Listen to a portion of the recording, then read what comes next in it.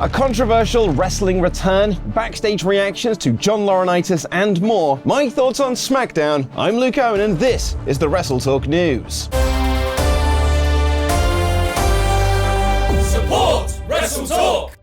Just as a little warning, the first couple of stories on the WrestleTalk News that we're going to cover do come with trigger warnings of sexual assault and sexual misconduct. If you would like to skip these, there are timestamps in the video description down below to avoid them. Patrick Clark, known in WWE as Velveteen Dream, last had a wrestling match in December 2020, losing to Adam Cole. He was released a few months later in May of 2021 under controversial circumstances. Clark had several allegations made against him during speaking out, which included allegations of sending sexually explicit images to minors. Clark has denied these allegations, and during his time in NXT, Triple H said an investigation was conducted and he was cleared of any wrongdoing. He was used sparingly on TV prior to his release, and Sean Ross Sapp reported following his release that there was growing concern in the company that he was going to be set up to be a coach. In August of 2021, Clark was arrested twice in 1 week, firstly for first-degree battery and trespassing, and secondly for possession of drug paraphernalia. The first charges against him were dropped. He was also arrested in August of 2022 for allegedly getting into a fight with a gym employee and biting him in the chest. Former NXT star and current NWA World Champion EC3 has previously accused Clark of filming fellow NXT wrestlers in the bathroom while they were urinating. Clark recently released a video apologizing for his behavior and appeared on Chris Van Vliet's podcast to seemingly set up his wrestling return. And that return has now happened, with Clark making a surprise appearance at a Dynasty show in New York, laying out an open challenge which was answered by American Muscle Alec Odin, who he later beat in the main event. Clark had previously been advertised for an SWF show in July of 2021, but the online backlash to the announcement caused the promotion to pull him from the show. His appearance with Dynasty has also received a lot of backlash from wrestling fans, and the promotion put this out on Twitter.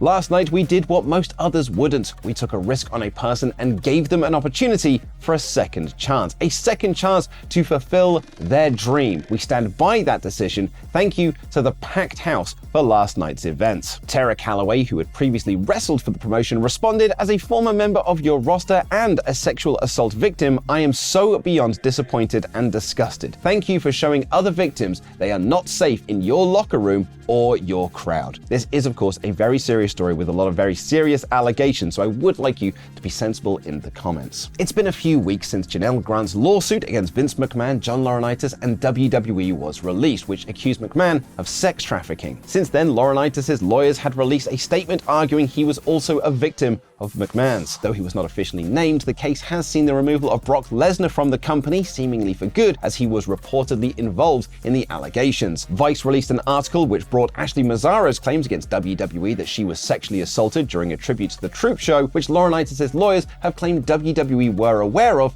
despite their previous denials. Grant's case accuses McMahon and Laurinaitis of sexual assault, as well as other unnamed top-level executives. Fightful Select are reporting that these unnamed executives are a mystery to many within WWE. However, one high-level source they spoke to said they are of the belief that one of them had long been gone from WWE. Another source told Fightful Select that many in WWE saw Laurinaitis turning on McMahon coming, adding the source said that the looming possibility of actual charges being filed is what many in the company saw as the main turning point of Laurinaitis on McMahon. Another person they spoke with also said, "I'm sure he thinks he's doing himself favors by saying management knew and proper WWE protocols were followed, but too many things happened there under his watch." Fightful add that they were scheduled to interview Ashley Mazzaro at StarCast 2 in 2019, where she was weighing whether or not to open up further about her claims that she was raped while on a WWE tribute to the Troops tour, but sadly, she passed away a couple of weeks before the event. Fightful note that WWE talents have not been told that they cannot speak about the lawsuit during interviews. In fact, some like Natalya and Seth Rollins have. And while no companies are participating in investigations,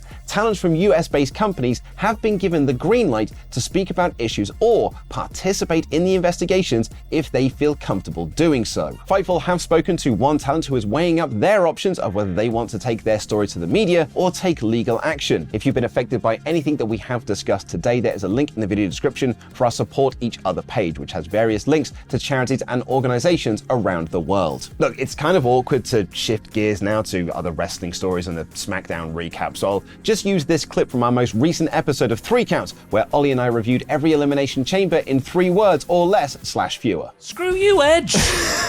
Went out first. It's amazing. But great Edge sell. Yeah. The selling that he does of going out first is incredible. As great as that sell job is, I think Edge's selling of eliminating John Cena after Cena did like 1 minute, I think, in there, is better. The Edge face.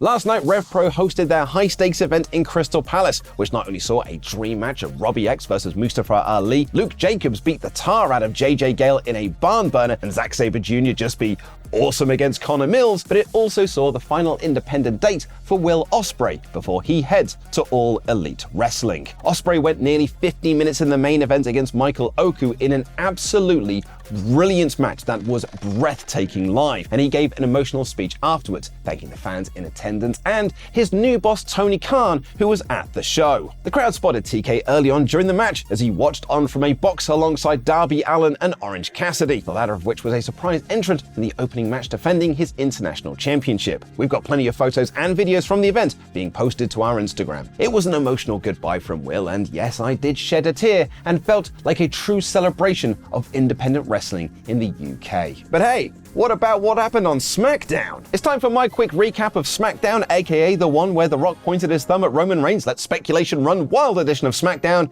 in a couple of minutes. The show opened with our penultimate Elimination Chamber qualifying match, where Kevin Owens beat Dominic Mysterio to get into the chamber. Owens is a really good choice for the match, considering who would qualify later, but I was kind of hoping that we would see Dom in the chamber. I think there could have been some great comedy there, and I have missed seeing uber heel heat magnet Dom. Truth distracted Dom for the finish, which continues to spin that plate of R-Truth winning the tag titles from Judgment Day at Mania. Drew McIntyre had some heated words with LA Knight backstage, the latter of which called Drew an old-timer, despite the fact that Knight is a couple of years older than Drew, something which Drew also pointed out on Twitter. Fun fact, Drew's a few months older than me, and he's only a few more bits handsome than me too. Yeah, I said what I said, Drew. Roman happily reunited with Solo and Jimmy. Oh yeah, they are part of this story. And Pete Dunne and Tyler Bate announced their new tag team name of New Catch Republic. I think British Strong Style was better and was, right there, but what do I know? I'm a near 40-year-old on YouTube who's just a bit more handsome than Drew McIntyre. Yeah, I said what I said, Drew. Tiffany Stratton qualified for the Elimination Chamber by placing all of her knees right into the midsection of Zelina Vega in their match. Vega got herself distracted by Elektra Lopez at ringside, and AJ Styles and Carl Anderson had a grunt-off backstage. Damage Control cut a promo on Bayley and Dakota Kai. Bayley later told Kai that she's not sure who she can trust. Authors of Pain won a quick squash match, and Logan Paul beat The Miz in a really good match to qualify for the Chamber. Paul tried to use the brass knucks, but Miz knocked them away, and Logan hit his version of the skull-crushing finale for the win. Tiffany Stratton had a backstage argument with Jade Cargill. Grayson Waller was seen chatting with Paul Heyman, and Naomi beat Alba Fire to qualify for the Chamber. Bron Breakker was announced as the newest signing for SmackDown. Sorry, Adam Pearce, you'll just have to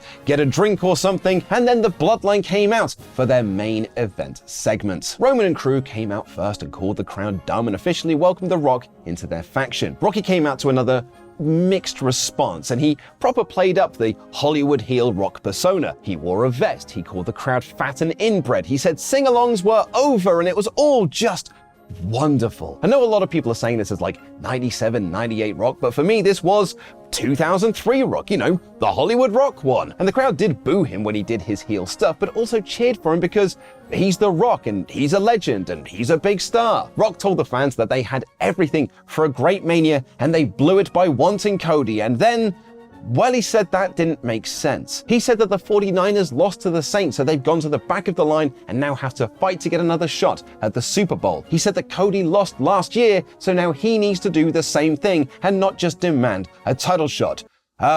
Rock, Cody won the Rumble. Look, I get that he's supposed to be heel Hollywood Rock, but it also makes him sound like deluded Rock, and I don't think that's the better look. It's hard to feel like a credible baddie when you just say that Cody should do the thing that he just did. Thankfully, the final moments were ace, as Rock asked if we could smell what the Bloodline were cooking, and they all raised their wands, with Rock pointing his thumb out, seemingly pointing at Roman. It has been reported that this whole segment was heavily scripted, so there's a good chance that this is foreshadowing for something at Mania. It capped off a really good episode of SmackDown, and Tempest will be reviewing the show in full with Dan Layton later on the WrestleTalk podcast channel, so go over there and subscribe to that so you can check that out. And you can also watch the full episode of 3 Count by clicking the video on screen.